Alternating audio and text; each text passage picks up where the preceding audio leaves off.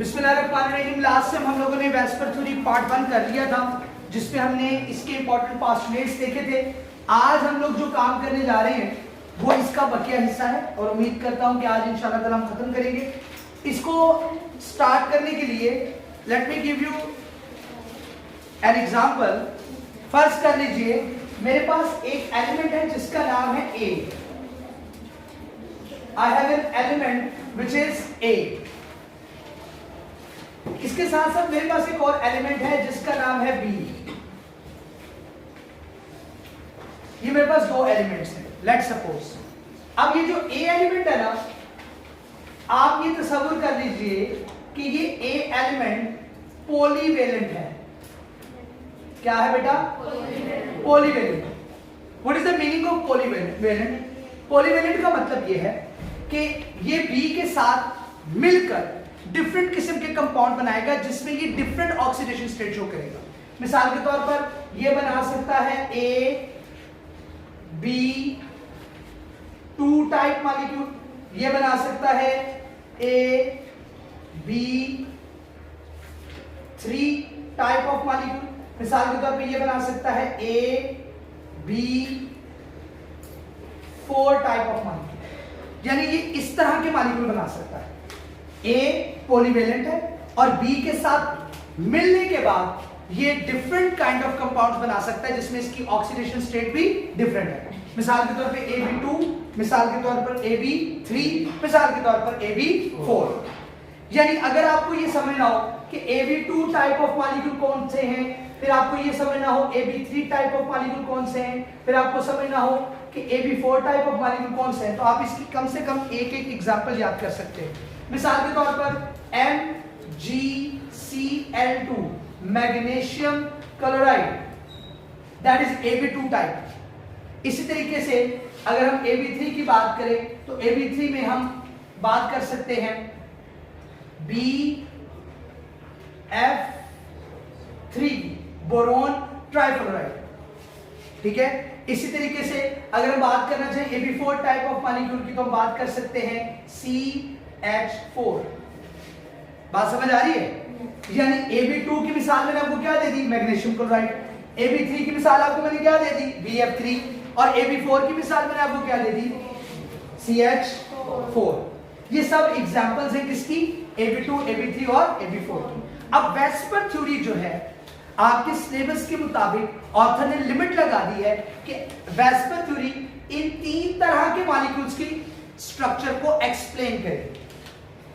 जो भी molecule AB2 type में आएगा या AB3 टाइप में आएगा या AB4 टाइप में आएगा तो उसके मॉलिक्यूल की स्ट्रक्चर आप वेस्पर थ्योरी से एक्सप्लेन कर सकते हैं। Is it okay?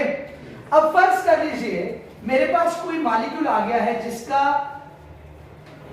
जो मॉलिक्यूलर स्ट्रक्चर है या जो उसका मॉलिक्यूलर फॉर्मूला है वो AB2 टाइप है। यानी इस तरह का मेरे पास मॉलिक्यूल कोई आ गया, इस तरह का AB2 टाइप।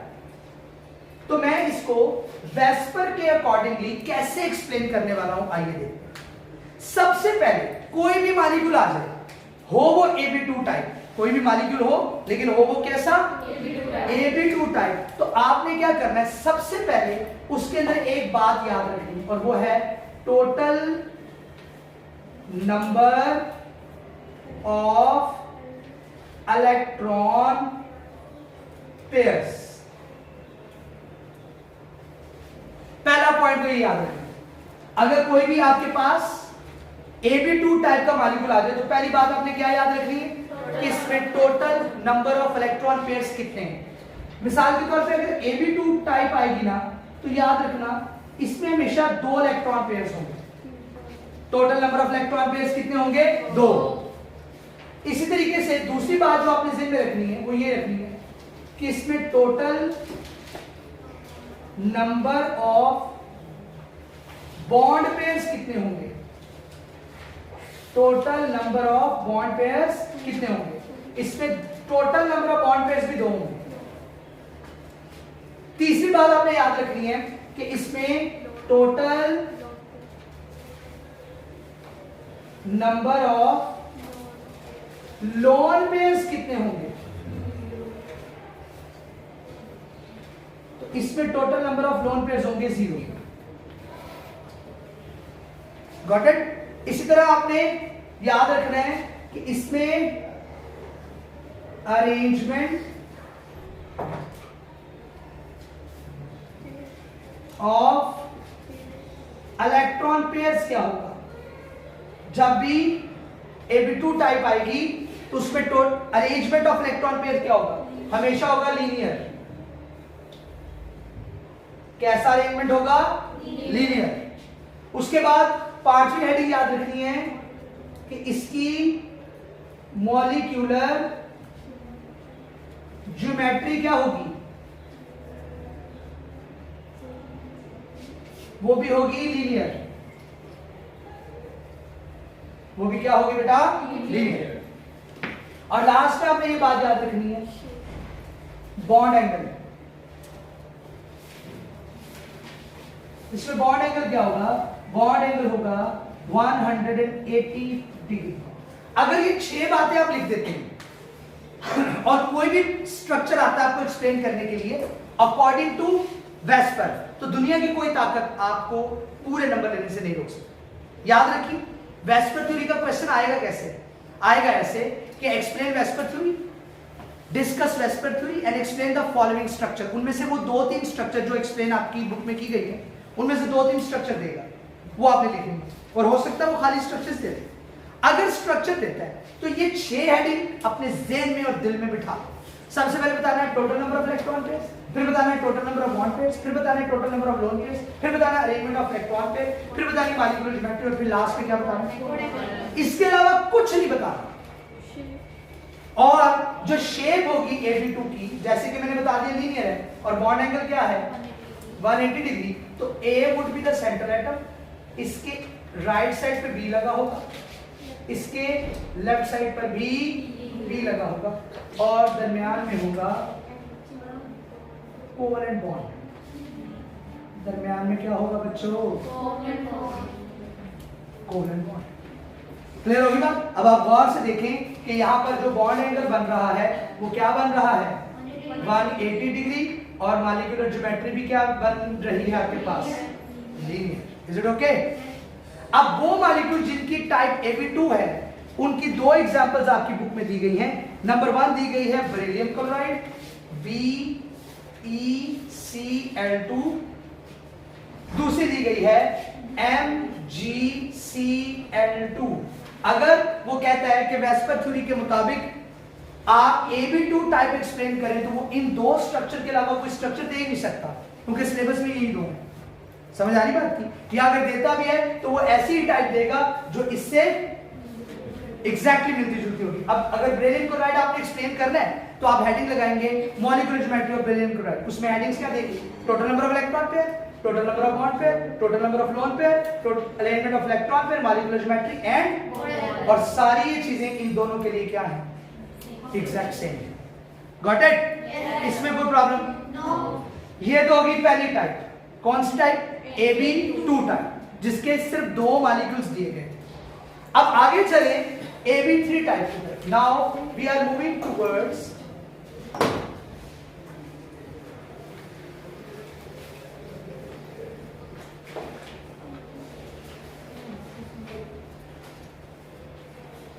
Ab3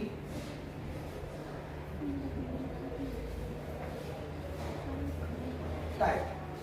अब हमें ये देखना है कि Ab3 टाइप में कौन कौन सी चीजें हमने याद रखनी है। हेडिंग वही है, कौन कौन सी हेडिंग है। Number 1 total number of electron pairs, total number of bond pairs, total number of lone pairs, arrangement of electron pairs, molecular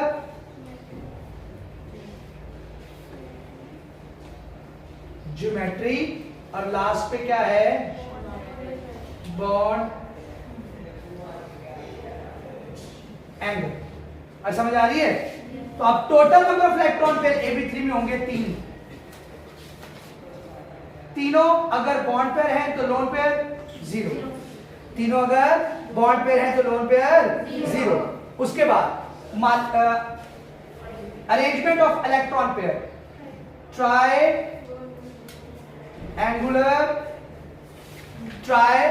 angular planar, ठीक है जी। उसके बाद जो मॉलिक्यूलर ज्योमेट्री है वो भी ट्राइगोनल प्लेनर, और जो बॉन्ड एंगल है दैट इज 120 डिग्री। एक तो ये केस है, दूसरा एक और भी केस है। वो केस क्या, मैं आइए आपको बताता हूं। टोटल इलेक्ट्रॉन पेयर जो है वो 3 ही होंगे। एक केस आता है कि जिसमें 2 बॉन्ड पेयर होते हैं और एक लोन पेयर होता है। 2 बॉन्ड पेयर आते हैं और एक लोन पेयर होता है। इस केस में अरेंजमेंट ऑफ इलेक्ट्रॉन पेयर तो यही रहेगा, ट्रायंगुलर प्लेनर। लेकिन जो मॉलिक्यूलर ज्योमेट्री है वो थोड़ी सी बेंट या एंगुलर हो जाएगी, बेंट या एंगुलर हो जाएगी। अब बात फॉलो कर रहे हो? अगर 2 बॉन्ड पेयर और एक लोन पेयर हो गया तो एंगुलर जो ज्योमेट्री है वो थोड़ी सी बेंट हो जाएगी या एंगुलर हो जाएगी, और जो बॉन्ड एंगल है वो लेस देन 120 डिग्री हो जाएगा। कैसे होगा वो भी हम देखेंगे। क्लियर होगी बात? तो सबसे पहले जो हमारी टेक्स्ट बुक में स्ट्रक्चर दी गई है वो दी गई है बोरोन ट्राइफ्लोराइड, बोरोन ट्राइफ्लोराइड, जिसका फार्मूला होता है BF3। गौर से देखिए, ये AB2 टाइप है या AB3 टाइप है? AB3 टाइप है, और ठीक है। इसका मतलब इसमें total number of electron pairs कितने होंगे? 3। तीनों क्या होंगे? Bond pair. लोन पेयर क्या होगा? 0। अरेंजमेंट ऑफ इलेक्ट्रॉन पेयर क्या होगा? Triangular planar. मॉलिक्यूलर ज्योमेट्री क्या होगी? Bent, triangular planar. और बॉन्ड एंगल क्या होगा? 120 डिग्री। और कैसे होगा जरा देखें। Boron would be the central atom, इसके एक तरफ फ्लोरीन, यहां पर फ्लोरीन, यहां पर फ्लोरीन, और ठीक है। बॉन्ड एंगल क्या आ गया? 120 डिग्री। और मॉलिक्यूलर ज्योमेट्री क्या आ गई? Triangular plane. समझ आ गई बात की? ये बोरोन ट्राइफ्लोराइड का स्ट्रक्चर आपकी टेक्स्ट बुक में दिया गया है जो हमने पढ़ लिया। अच्छा, अब देखिएगा तवज्जो। अब एक मॉलिक्यूल है जिसका मॉलिक्यूलर फार्मूला है SnCl2।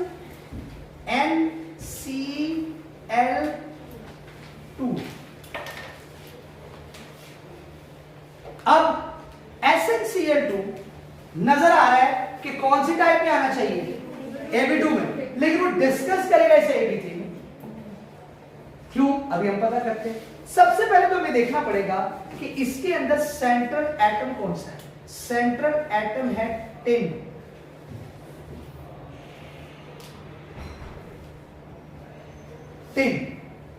और टिन का ताल्लुक पीरियोडिक टेबल के चौथे ग्रुप से, carbon, silicon, germanium, tin and lead. ठीक है जी, ये रहा जनाब टिन। और ग्रुप नंबर कौन सा है? 4th A, जिसको आप कार्बन फैमिली भी कहते हैं। कार्बन फैमिली के हर एलिमेंट के आखिरी ऑर्बिट में 4 इलेक्ट्रॉन होते हैं। कितने होते हैं? 4 वैलेंस इलेक्ट्रॉन। कितने होते हैं? 4 वैलेंस इलेक्ट्रॉन। इसका मतलब ये हुआ कि अगर SnCl2 में tin is a central atom, tin is a तो इसके आउटर मोस्ट ऑर्बिट में कितने इलेक्ट्रॉन होने चाहिए? 4। एक ये पेयर आ गया, एक ये इलेक्ट्रॉन आ गया, एक ये इलेक्ट्रॉन आ गया, 4 हो गए। अच्छा, हर टिन के साथ कितने क्लोरीन के एटम अटैच है? 2। अच्छा, एक क्लोरीन यहां से आ गया, एक क्लोरीन यहां से आ गया। क्लोरीन अगर इसके साथ बॉन्ड बना रहा है तो क्लोरीन को भी अपना एक इलेक्ट्रॉन लाना पड़ेगा, जिसको मैं किससे डायरेक्ट कर रहा हूं, क्रॉस। और ठीक है, अब मुझे बताओ टिन के अलोंग कितने टोटल इलेक्ट्रॉन पेयर हैं? 1 2 और 3 इलेक्ट्रॉन पेयर है टिन के अलोंग। तो Ab2 टाइप में तो हमने पढ़ा था कि total number of electron pair होते कितने हैं? 2। यही पढ़ा था। तो यहां पर तो सेंटर एटम के कितने इलेक्ट्रॉन पेयर आ गए? 3। इसका मतलब ये Ab2 टाइप। फिर ये टाइप कौन सी बनेगी? Ab3। लेकिन उसका स्पेशल केस जिसमें टोटल इलेक्ट्रॉन पेयर 3 होते हैं, 2 बॉन्ड पेयर होते हैं, लोन पेयर क्या होता है? 1। तो क्या गौर फरमाए, this is the lone pair. ये electron pair chemical bond formation में हिस्सा नहीं ले रहा, ये और ये ले रहे हैं। समझ आ रही बात की? ये electron pair chemical bond formation में हिस्सा नहीं ले रहे, ये और ये ले रहे, लिहाजा ये लोन पेयर हो गया, ये दो क्या हो गए?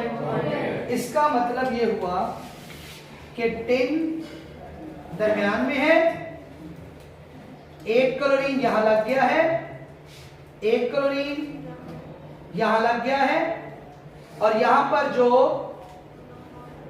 लोन पेयर था वो एज इट इज पड़ा हुआ है without participating in the bond formation. तो अब जो एंगल रहेगा वो लेस देन 120 डिग्री हो जाएगा। क्यों? क्योंकि lone pair always occupies more space, जिसकी वजह से जो बॉन्ड पेयर्स थे वो थोड़े से बेंड हो जाएंगे, थोड़े से क्या हो जाएंगे? बेंड हो जाएंगे, जिसकी वजह से बॉन्ड एंगल क्या हो जाएगा? Less than 120 degree.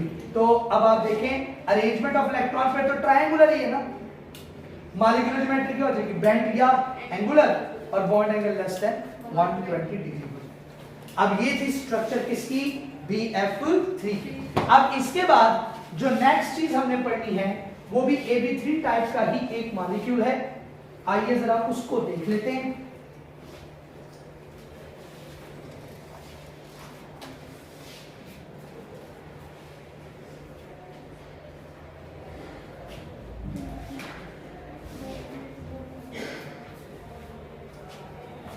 जी, अब नेक्स्ट जो हमारे पास स्ट्रक्चर आ रही है वो आ रही है sulphur trioxide, SO3, sulphur trioxide. अच्छा बेटा, ये जो सल्फर ट्राइऑक्साइड है ना, ये बड़ी इंटरेस्टिंग स्ट्रक्चर है।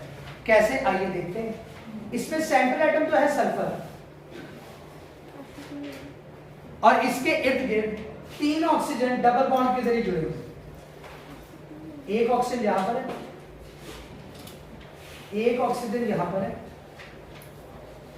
और एक ऑक्सीजन यहां पर है। अब यहां पर हमारे पास एक प्रॉब्लम आ गई, और वो प्रॉब्लम ये आ गया है कि वेस्पर थ्योरी में हमने ये तो देखा ही नहीं है कि डबल बॉन्ड अगर किसी मॉलिक्यूल के अंदर आ जाए तो उसको हमने कैसे डील करना है। क्योंकि प्रॉब्लम ये है कि डबल बॉन्ड कितने इलेक्ट्रॉन पेयर्स की वजह से बनता है? 2, यानी सल्फर और ऑक्सीजन के दरमियान में 2 इलेक्ट्रॉन पेयर्स की म्यूचुअल शेयरिंग है। कितने इलेक्ट्रॉन पेयर्स की म्यूचुअल शेयरिंग है? 2। ये देख लीजिए, 2 इलेक्ट्रॉन पेयर्स की म्यूचुअल शेयरिंग है। तो टोटल इलेक्ट्रॉन पेयर बताना सल्फर के गिर्द कितने? टोटल 6। एक इलेक्ट्रॉन पेयर ये हो गया, एक ये हो गया, 2, एक ये हो गया, एक ये हो गया, 4 हो गए, एक ये हो गया और एक ये, कितने हो गए? 6। अगर 6 इलेक्ट्रॉन पेयर सल्फर के इर्द गिर्द है तो अभी तक तो हमने पढ़ा है कि वेस्पर थ्योरी एक्सप्लेन करती है 3 तरह के मॉलिक्यूल का स्ट्रक्चर। नंबर 1 Ab2, जिसमें सेंट्रल एटम के गिर्द कितने इलेक्ट्रॉन पेयर होते हैं? 2। Ab3, जिसमें सेंट्रल एटम के गिर्द कितने इलेक्ट्रॉन पेयर होते हैं? 3। और Ab4 में कितने होंगे? 4। तो यहां पर कितने आ गए? दैट इज अ प्रॉब्लम कि हम लोग अब क्या करें, क्योंकि डबल बॉन्ड की केमिस्ट्री तो वेस्पर थ्योरी बताई नहीं कि अगर डबल बॉन्ड आ जाए तो क्या होगा। जी नहीं बताई। वेस्पर थ्योरी के मुताबिक अगर कभी 2 एटम्स के दरमियान डबल बॉन्ड आ जाए, आप उसको सिंगल बॉन्ड ही कंसीडर करेंगे। Double bond according to VSEPR theory is always considered as double bond according to Vesper theory is always considered as a single covalent bond, as a single covalent bond. That is the mystery, that is the crack of the mystery कि double bond अगर है तो double bond को हमने consider क्या करना है बच्चों, सिंगल बॉन्ड। और अगर सिंगल बॉन्ड कंसीडर करेंगे तो फिर इसका मतलब ये हो गया कि सल्फर के गिर्द 3 ऑक्सीजन हैं, ये सल्फर था, एक ऑक्सीजन यहां आ गया, एक ऑक्सीजन यहां आ गया और एक ऑक्सीजन यहां आ गया, तो सल्फर के गिर्द 3 ऑक्सीजन हैं और तीनों किस बॉन्ड से जुड़े हुए हैं, सिंगल बॉन्ड से। और सिंगल बॉन्ड की केमिस्ट्री क्या होती है, एक इलेक्ट्रॉन पेयर और ये तीसरा इलेक्ट्रॉन। इसका मतलब सल्फर के गिर्द कितने इलेक्ट्रॉन पेयर हैं, और तीनों क्या हैं, बॉन्ड पेयर, लोन पेयर तो कोई नहीं। इसका मतलब अरेंजमेंट ऑफ इलेक्ट्रॉन पेयर क्या होगा, ट्रायंगुलर प्लेनर। मॉलिक्यूलर ज्योमेट्री क्या होगी, ट्रायंगुलर प्लेनर। और बॉन्ड एंगल क्या होगा, 120 डिग्री। यानी जो AB3 टाइप में पहला केस आपने लिखा था जिसमें 3 इलेक्ट्रॉन पेयर थे, तीनों बॉन्ड पेयर थे, लोन पेयर कोई नहीं था, सल्फर ट्राइऑक्साइड के अंदर वो सारी हेडिंग्स आपने हूबहू लिख दी। इसके साथ ही अगला जो स्ट्रक्चर आ रहा है वो आ रहा है सल्फर डाइऑक्साइड SO2। और SO2 का स्ट्रक्चर कुछ इस तरह से है कि sulphur is the central atom, इसके ये 2 ऑक्सीजन एटम हैं जो डबल बॉन्ड के जरिए जुड़े हुए हैं इस तरह से। ये देखिए, ये आपके पास एक लोन पेयर है इसमें, जस्ट लाइक दैट। और यहां पर डबल बॉन्ड कितने इलेक्ट्रॉन पेयर्स की मदद से बनता है, 2 इलेक्ट्रॉन पेयर की मदद से बनता है। तो यहां पर भी कितने इलेक्ट्रॉन पेयर आ गए सल्फर के गिर्द, 5। तो 5 इलेक्ट्रॉन पेयर अगर किसी सेंट्रल एटम के गिर्द है तो उसका स्ट्रक्चर वेस्पर थ्योरी एक्सप्लेन करती है कि नहीं करती है। वेस्पर थ्योरी कहती है कि डबल बॉन्ड को क्या कंसीडर करो, सिंगल बॉन्ड। यानी अब स्ट्रक्चर क्या बनेगा, सल्फर एक ऑक्सीजन सिंगल बॉन्ड के जरिए, दूसरा ऑक्सीजन भी सिंगल बॉन्ड के जरिए, और ये देखिए ये आपके पास क्या आ गया, लोन पेयर। तो अब टोटल इलेक्ट्रॉन पेयर गिन लो, 1 2 और 3। यानी इसमें क्या होगा, total number of electron pair 3 होंगे, बॉन्ड पेयर 2 होंगे, लोन पेयर 1 होगा। अरेंजमेंट ऑफ इलेक्ट्रॉन पेयर क्या होगा, ट्रायंगुलर प्लेनर। और मॉलिक्यूलर ज्योमेट्री क्या हो जाएगी, बेंट या एंगुलर। और बॉन्ड एंगल हो जाएगा लेस देन 120 डिग्री। हाँ जी, कोई प्रॉब्लम? यही हमारे पास इस स्ट्रक्चर के बाद जो हमारे पास वेस्पर थ्योरी में AB3 टाइप है उसको हमने मुकम्मल कर दिया अल्हम्दुलिल्लाह। अब हम करेंगे इंशाअल्लाह ताला AB4 टाइप।